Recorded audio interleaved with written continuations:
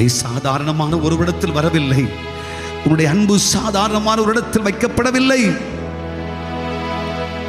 உன்னை உயிர்ப்பிக்கிறவர், உன்னை துளிர்விட செய்கிறவர், உன்னை நீர்ப்பாய்ச்சல் தோட்டமாய் மாற்றுகிறவர், உன்னை வாழச் செய்கிறவர், உன்னை வளரச் செய்கிறவர், உன்னை நற்கனி மரமாய் மாற்ற வல்லவர்.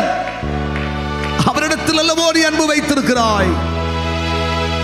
நீ வேறு பெற்று இருப்பது கிறிஸ்து இயேசுவின் மேல்.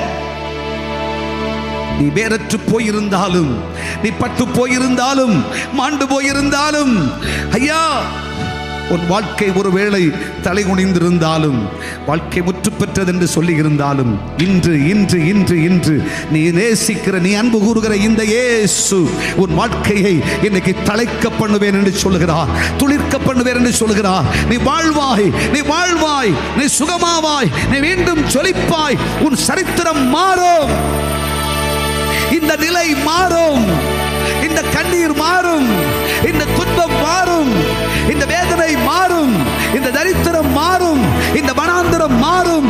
நீ துளிர் விடுவாய், நீ தழைப்பாய், நீ செழிப்பாய். நிச்சயமாய் நீ செழிப்பாய். நம்முடைய குடும்பம் நிச்சயமாய் செழிக்கும். நம்முடைய பிள்ளைகள் செழிப்பார்கள், தழைப்பார்கள், மீண்டும் துளிர் விட்டு எழும்புவார்கள். பூ பூத்து காய் காய்த்து இந்த தேசத்தை நிரப்பும் காலம் வருகிறது என்று கர்த்தர் சொல்லுகிறார். கர்த்தரே அதை செய்வேன் என்று வாக்கு கொடுக்கிறார். உன் நம்பிக்கை வீண் போகாது, உன் நம்பிக்கை வீண் போகாது. மீண்டும் கர்த்தர் உன்னை தழைக்க பண்ணுகிறேன் என்று சொல்கிறார்.